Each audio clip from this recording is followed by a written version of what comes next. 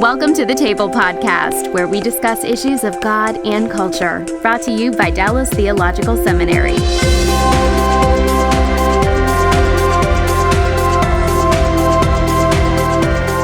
Welcome to the Table, where we discuss issues involving God and culture, and our topic today is one which is something a lot of people don't know a lot about: human trafficking. And so I have brought in three guests to discuss this with us. I have to my right Barry Jones, who is responsible for spiritual formation here on campus and chairs the department that is responsible for spiritual formation. Barry's office happens to be right next door to mine here on campus. His wife, Kim Jones, who is here with us, who's worked in a ministry that's involved with human trafficking, you'll be hearing more about.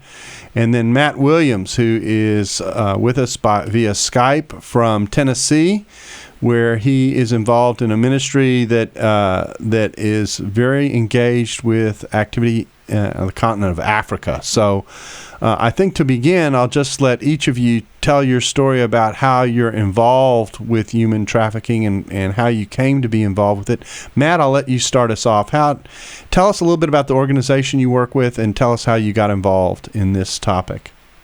Okay, great. I work for an organization called Exile International. We provide rehabilitation to former child soldiers and war-affected kids in northern Uganda and eastern Congo. These war-affected kids are not just former child soldiers, but the girls are often trafficked as sex slaves as well. That's the short version. You want a longer one? So how'd you get into this? I mean, it doesn't sound like, you're a seminary grad. Most seminary grads end up in a church. So how did you end up out there in Tennessee connected to Africa? Gotcha. Well, I was a seminary grad in the counseling program. Early on in the counseling program, I visited Uganda after a documentary about child soldiers. And after seeing the need firsthand of the former child soldiers and rehabilitation needs from post-traumatic stress, I knew that that's where I was going to use my training. So I started honing the rest of the program towards understanding trauma, understanding sexual abuse, and any other type of trauma that there was any research out there on. And after graduating from DTS, just a mutual friend connection landed me with Exile. I looked on their webpage, read their mission statement, and it was kind of the mission statement of my life. I knew I had to get connected, so I began bombarding their executive director until she would finally meet with me.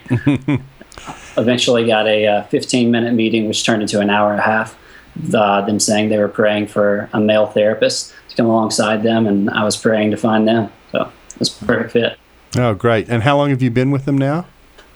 Probably about 15 months. Oh, wow. That's great. And you told me you'd spent 4 months out of last year in Africa itself. Is that right? Yeah, 4 months out of last year working alongside our partners there. Yeah, that's amazing. Well, we'll hear more details in a moment. Kim, why don't you talk about how you got involved in this area? Well, for me, first of all, I'm a stay-at-home mom. Mm-hmm. I homeschool my kids. Uh-huh. So I'm sort of the person who you would think is least likely to get involved in this kind of issue. Mm-hmm. But for me, I guess it was about 6 years ago, Ashley Judd was interviewing Madeleine Albright. And in that interview, she basically said two words that I'd never heard of before. And those were human trafficking. And it just caught my imagination, caught my mind. And afterwards, I thought, I need to find out more about this. Started looking into it and just researching. Went all over the internet. And to be honest with you, at first, it was overwhelming to me. Because, again, I'm a mom. I homeschool my kids. And what kind of response can I give? Mm-hmm. This is too great for me. This is too big for me. And to be honest with you, I actually put it away and just said, I can't do anything. And but then God, I think, just kept pursuing me, and it kept coming back up again and again and again. And one organization in particular that kept coming to the forefront for me was Love 146. And it's an organization that started their work primarily in Southeast Asia, specifically doing aftercare in the Philippines.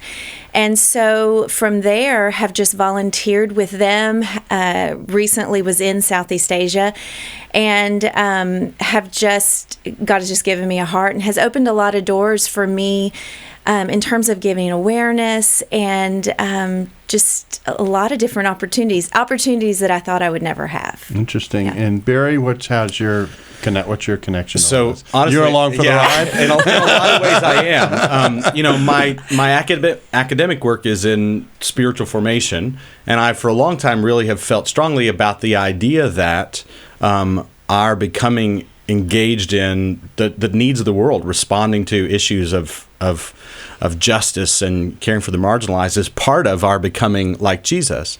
But it was really my wife that brought me to a greater awareness of this particular issue and how those things are connected. In addition to the work that I do here at the seminary, I'm also a teaching pastor at Irving Bible Church, which is a very missional, globally minded church. And so through the connection then that Kim and I have there, we've been able to see IBC connect with Love 146 and be involved in some of the initiatives that they're doing, both internationally and domestically, some of the cool things that are going on here. And so in a lot of ways, I have been along for the ride, but the more that I've learned really through Kim, the more passionate about this particular issue I think I've become as well. Yeah, my path to discovery of this topic goes back to a global meeting tied to Lausanne that I attended in Thailand. And we went to a seminar, and I was expecting the normal mission seminar on, here's what the church does and here's what the church is doing in Thailand. And lo and behold, one of the key ministries that we were presented was an outreach that the church was doing in relationship to human trafficking, rescuing girls from that situation, and in the midst of it, they quoted a whole series of statistics and things that showed how pervasive this was in certain parts of Asia, and it was like, two things coming together that I had never thought about connecting and being connected and being related to one another. And you mentioned the spiritual formation dimension, which I think is important. I liked when I teach about Jesus in the Gospels, talk about how Jesus presents the word of the message of the gospel, and then he immediately goes out and ministers in such a way that reinforces it, so that there's a combination of word and service that come together that you see side by side. Luke 4 is probably the best illustration of this. You see him preaching in the synagogue about release to the captives and that kind of thing. He's dealing with his outreach, particularly to the marginalized. And then in the very next scene, he's in Capernaum and he's healing people who are on the edge and on the fringe that society has forgotten about, that kind of thing. And so this kind of audio-visual support for what the gospel is fundamentally about is very, very important dimension of the total equation. And so when I encountered this in Thailand, I thought to myself, well, I may not have brought these two things together, but it really does fit. There is something that belongs here, belongs together. Let's talk a little bit about human trafficking. Matt, I'm going to ask you, since you're involved directly in a ministry, talk a little bit about the kinds of human trafficking. What exactly are we talking about? There might be some people listening to this who've never even heard the phrase, so they have even no idea what we're talking about. So why don't you help us get our hands around what it is that we're considering? Okay. I think starting with one statistic will help you start getting your mind around it. About 27 million slaves are alive today. And then the FBI estimates about 2 million more are trafficked each year. And this slavery, a lot of times, is human trafficking is multiple categories of sex trafficking, girls who are trafficked for the purposes of sexual exploitation. About 70% of girls involved in prostitution are pimped out. I don't know that there's a more a delicate way to say it. Yeah. That's just coming from some statistics put together by Half the Sky and Half the Sky movement. And any version of that is sex trafficking. They are there not of their own free will. and there's no real easy way out. And I think that's the church has a unique opportunity to help provide a way out for a woman who all she has ever known is sexual exploitation, that's abducted as a young child and forced to commit acts that leave you with heavy marks of shame and guilt. And then to maybe even have a child and not be able to take care of that child without this means of income, or if you're lucky enough to have income from it. But then moving on, also there is forced labor, which is a huge problem across the world. That 27 million encompasses that as well. And then on my side as well with child soldiering would also be forced against your will to be a part of, that's forced labor. So we've got three categories that you've mentioned. One are girls who oftentimes are just abducted or caught off the street, and I take it they're young, teenage, or even pre-teenage oftentimes. Is that right? Yeah, go ahead, Kim. Yeah, sorry. Yeah. Yeah, well, it depends. There's a variety. I mean, you find that gangs are actually involved in it now. It's sometimes found with families as well. You have mothers selling their daughters because perhaps they can't pay the rent, or they need to pay for their drugs. And so in order to get their drugs, they sell their child. Or you've got grandparents that are doing it as well. So you have, it's not necessarily the idea of just going out and taking a child, which that inevitably does happen, but you see it in a variety of ways. And one of the statistics that I found to be quite alarming when I first got involved was that the average age of entrance into prostitution is 13. And so, for example, there's an organization here in Dallas called New Friends, New Life that works with women exiting the sex industry. And inevitably, when they talk with these women, you will find that their stories point back to around this age and that they had been exploited.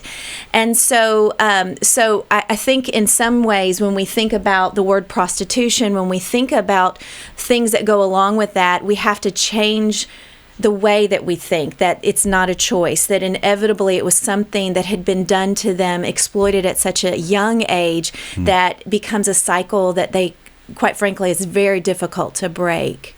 I think it's also important to note, Kim has been to Southeast Asia, 3 different countries there, and seen just the horror of this on the streets there. Mark has seen how this has impact on the continent of Africa. It is a huge problem internationally, but we also have to wrestle with the reality that it's also very much a domestic problem. It wasn't that long ago that there was a police sting operation that took place at a hotel that it's 5 minutes away from where Kim and I live. And they just set up an operation there where they called a number that they found off of the internet to solicit prostitute. They called the first number, a woman showed up, they arrested her. Second number, a woman showed up, they arrested her. Third call that they made, completely unintentionally, a woman showed up with a 15-year-old girl. And they had to shut down the operation because suddenly they were confronted with something they were unprepared for. The other stories that of things that have happened right down the street from us, literally.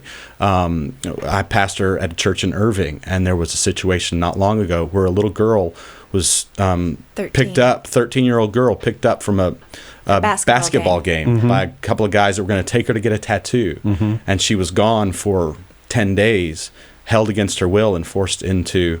she was sold again and again and again. Yeah. And so I think that's one of the things that has been so alarming to learn, is that this isn't just something that happens internationally, though it is rampant, and we have a responsibility to be aware of and respond to that, but it's also something that's happening here domestically as well. Yeah, it was surprising. In preparation for this last night, I sat down, do what anyone does, is getting oriented. I just went and Googled human trafficking, and what was interesting was the sidebar on the bottom.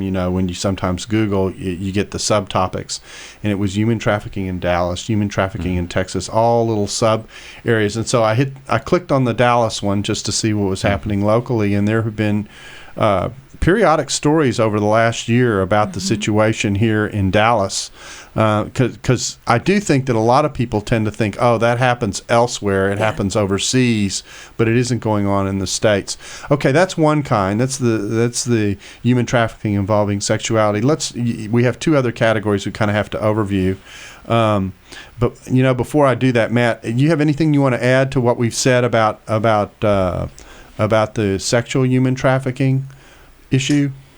No, I think Kim and Barry did a great job giving you an overview there. Okay, great. Okay, let's go to the forced labor. What exactly does that involve? Because that may be a little more of an ambiguous category. I've read stuff, because I'm not directly involved with this, but I've read stuff that says sometimes it involves the way in which people are allowed to immigrate from into a country, that kind of a thing. So what does forced labor involve, Matt? Wow, what does it involve? It involves someone being forced to work against their own will. Perhaps they're not being paid, or they're being underpaid. There's indentured servitudes where someone is offered an opportunity to come to the United States, but hey, you're gonna work off your debt. But when you get here, I'm gonna provide you with a place to stay and your meals, and I'm gonna charge you more than you're actually making. So you become eternally indebted to this person. So it is forced labor. So that's another means in which people are trafficked. But even locally, whether that's within the United States or within communities outside of the United States, where men, women, and children are forced to work in camp situations or in warehouse situations where it's sun up to sunset, work, sleep, work, and there's no foreseeable way out. And I've even seen descriptions of these warehouses and camps situations where you're brought to a location, you're literally not allowed to leave. I mean, you are basically you're basically there, and the grip that keeps someone there is that they are given very, very basic levels of sustenance, but that's it. And or there's the threat of death. Yeah. Not only your own death, but then the threat of we'll harm your family, we'll take your children, and so help us. Or even if they've taken the children, then they threaten the children that will kill your parents. You see that in Africa, where you see the harvesting of the cocoa beans. Chocolate's a big issue right now in terms of child slavery there, and we have a lot of large companies throughout the world that really are kind of looking away at where they're getting their beans from and how they're being harvested, and these things are happening there. They are getting the children. They're coerced. They say, hey, we want to provide you a better life. Hey, come on with me. And when you're in a situation where your village is struggling, whatever it means. I mean, it could be in Africa, or it could even be here in the U.S. There's a struggle for survival, and coercion, and people can be convinced to do things when they're barely getting by. Right. And so then they find themselves in these situations. A lot of children find themselves in these situations being treated in horrible ways, never being able to be released. They're always told you can work this off, but eventually they're not. But even here in the United States, I think there's some things that we don't even realize as well, is that the service industry, people that are serving us in our restaurants, or our dry cleaners, or perhaps the girls who are doing our nails, pedicures, manicures, the things that we need to be open and to is being aware of who it is that is in our lives, questioning. You find people that if you're in situations like that and they don't have freedom to move about, or perhaps their identification is kept, they don't have the ability to get a license, or they don't have. So you've got some signs, you've got some things that are pointing to questionable things that are happening, and I don't know if that helps. Yeah, there was one site I looked at last night. It was actually a piece written by a lawyer. here in the United States, talking about how difficult it is in some cases to discover that in fact human trafficking is going on, and it was a piece written to suggest some things to look for and how to I'd recognize that it might be going on, and this is a local lawyer. This is he's talking about local situations. Barry, you have anything you want to add? No, on? I thought of a story that David Batstone tells in his book Not for Sale, a great Christian perspective on this whole subject. And he tells a story about being in a restaurant and just noticing some things that seemed a little out of sorts with regard to some of the folks that were working there. And through a process of discovery, coming to find out that indeed these were people who were really, they had been promised opportunity if they came, and then essentially coerced to stay and serve, kind of trying to pay off this debt that they could never get out from under. And so again, it really is a matter of having open eyes to see, take notice of what's going on all around us. Okay, now the third area that we've raised is what you call forced soldiering, Matt, and this is one that I know you're very directly involved with in Africa. Let's talk about that area. And that involves children of all kinds of ages, doesn't it? Yeah, all ages. We've seen children as young as 4 abducted, though at that age, that's not the most common. But the target age is around 7 to 14 years old, because at that age, they're old enough to carry a weapon, but they're young enough to be molded, shaped, and brainwashed.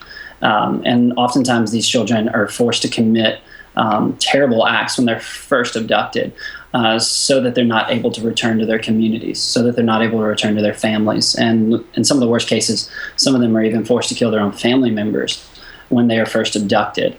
So now not only will their community not welcome them, but they have no family to run away to. But this is a really common practice in many countries in Africa. We work just in Uganda and DR Congo. But it's very prevalent, very well documented. There's organizations working in multiple countries. Sierra Leone, just one of many, where this is also a major issue. I don't have that statistic in front of me, but I want to say it's around 200,000 is the estimated number of child soldiers currently being utilized in Africa as a continent. This is not the only continent this is happening. It's happening other places in the world as well. Even the Congolese government themselves were officially using child soldiers until 2008 and 2009, when they began their own disarmament program, supposedly. But, well, I won't get into politics. Well, I actually was going to take you there next. Now, is this something the United Nations is involved in, or not? Yeah, we actually have a little bit of involvement with them in Congo. I think they could be doing a bit more, for sure. They are helping get a lot of kids out. Since it was about a year and a half ago, a man named Thomas Lubanga was tried and convicted by the International Criminal Court. He's the first man convicted of child soldiering by the International Criminal Court. And after that, the UN, at least in Congo, has struck up a deal with some of the rebel leaders where, as long as they'll give over any of the children under 18, they won't, I guess, prosecute them or pursue them as heavily. So a lot of children have actually been released in the last 2 to 3 years there, about 40,000 officially. That just means that they've gone through some official channels, as in the UN, but there's many others who haven't actually gone through those channels. But where the gap is really rehabilitation. And what do you do with these kids after you are able to remove them from the rebel groups? Where do they go? They have no community, no home to go to. And so the difficulty here is that we've got this situation going on. It's clear that it's exploitation of other human beings. I can't think of something more fundamentally a violation of the Great Commandment than what we're discussing in many ways. And yet the problem is these people feel very trapped. They have the sense there's no place to go. There's no way out. And so the next logical question is, all right, so where then does the ministry come in? Where does what is what could be and can be the responses to this situation going on? What kind of ministries exist, and how do they help? Matt? Okay, wasn't sure that was for me. Yeah. There's a few key areas where they're in need. First I would say is prevention. What can we do to make the world aware, make individuals aware, not only aware, but then also to take action. Prevention, protection so that it cannot happen to children. What steps or what policies, what procedures need to be in place so that children are protected. Prosecution is a key element. International Justice Mission does a phenomenal job all across the world, and that is one of their key focuses is prosecution, so that there is a deterrent.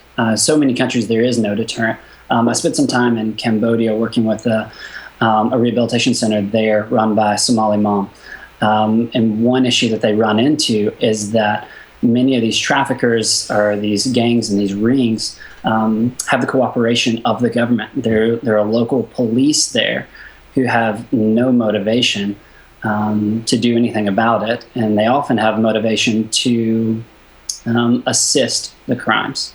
And then also, finally, the last category would be reintegration. So how do you reintegrate these children and these women back into society?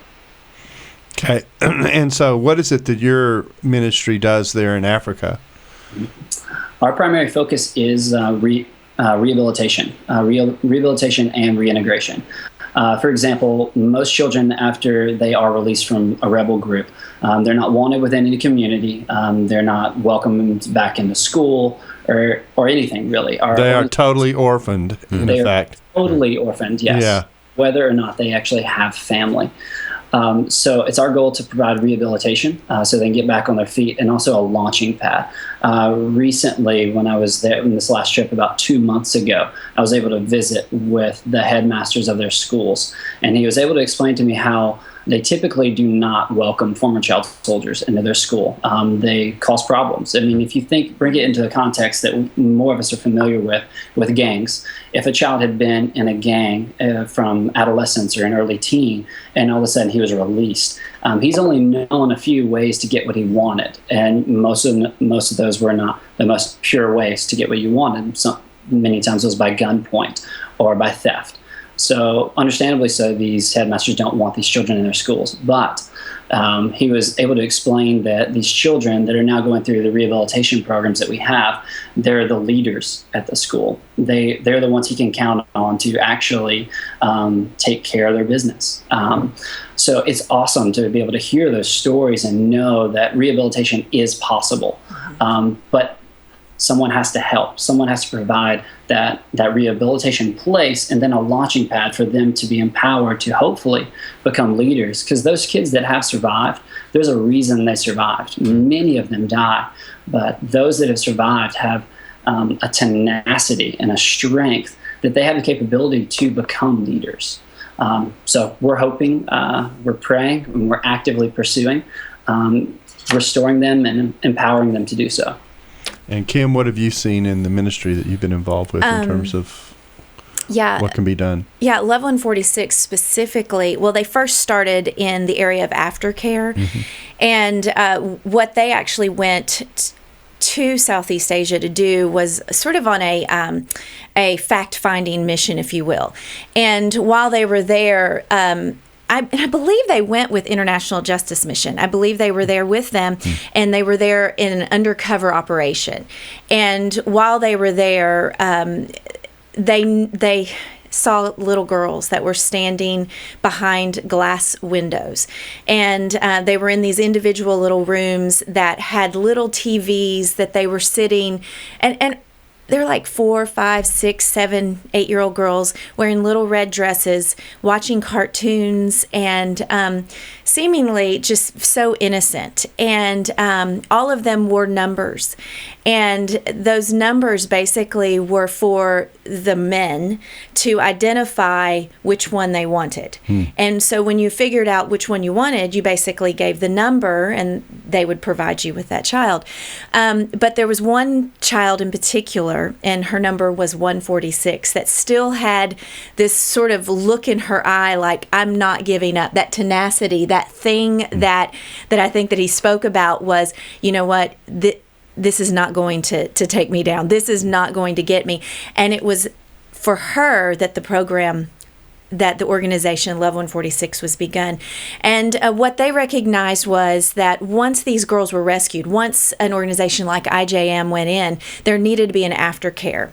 There needed to be a place where these girls, primarily little girls, teenagers, preteens, could go and be rehabilitated in a holistic way.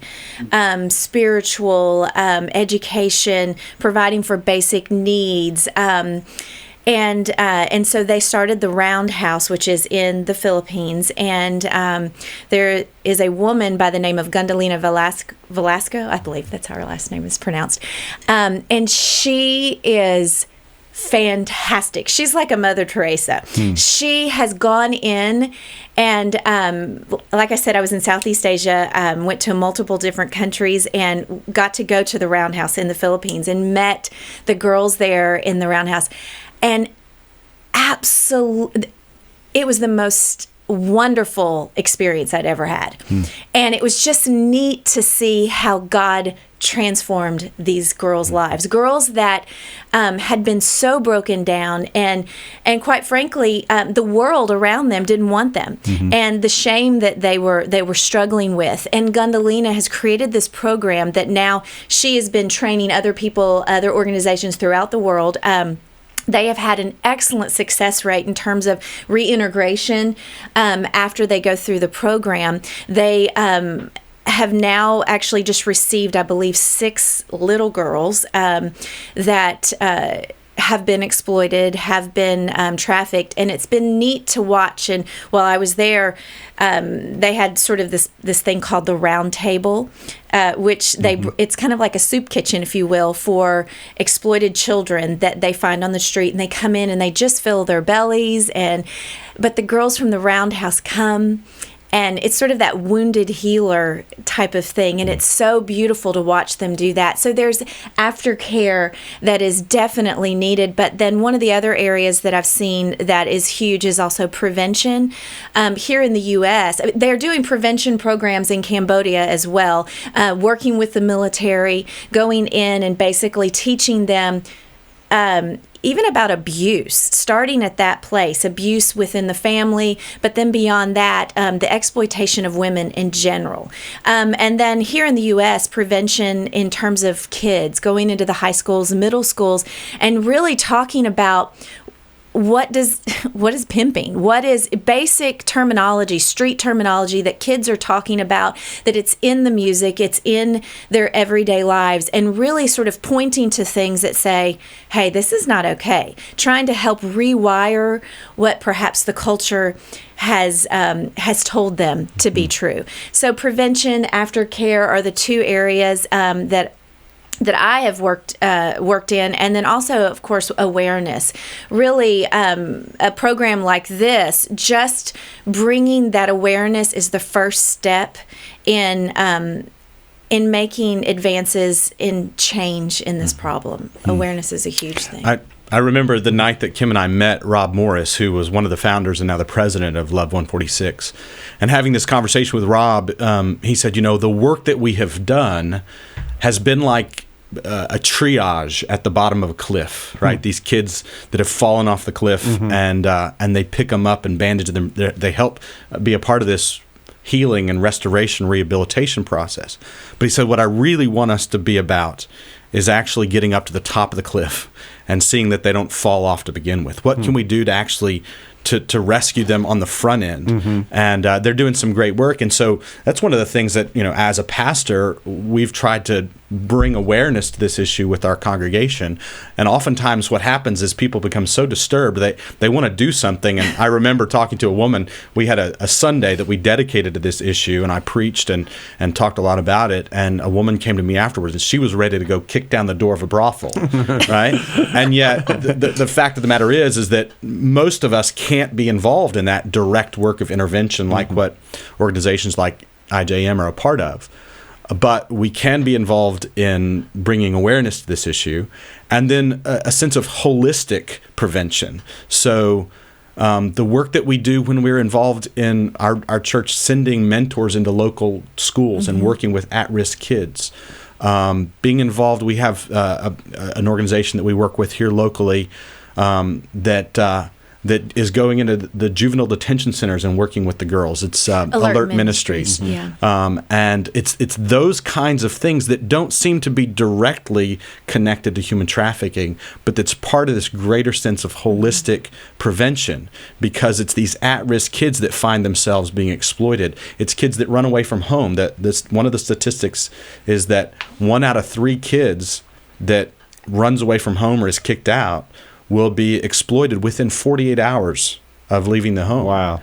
And so how can we get into these kinds of situations and respond to help provide that kind of holistic prevention for the kids that have the potential of being exploited? Yeah, I kind of go back to that phrase that I heard years ago, it takes a village. And it really, really does in this particular issue. And I think for the church is the prime place for this, I think, change to take place. The church has the ability to work in just a multitude of areas that really directly affect this issue. Barry and I were always, talking about even something as his mother, who's a grandmother, who she goes down to the Salvation Army and provides books, and she goes down and she helps to put a reading program together. Those things count. Those things matter, because it does affect it affects those at-risk kids, and so I feel like the church needs to identify things in their area. Again, it's that back to when we were talking about, just knowing who your server is, knowing who the person is that's taking your dry cleaning, but it's also knowing the needs of your community. I think that a lot of us walk through life somewhat sleepwalking. We get very directed about, where we're going, what we're doing, and we forget to look up. We forget to look up and look around to the people that God has put in our lives, and that's our community. And the church, I feel like, is really being called to connect with the community and meet needs that are not being met. Join us next week for part 2 of the Table Podcast. Dallas Theological Seminary. Teach truth, love well.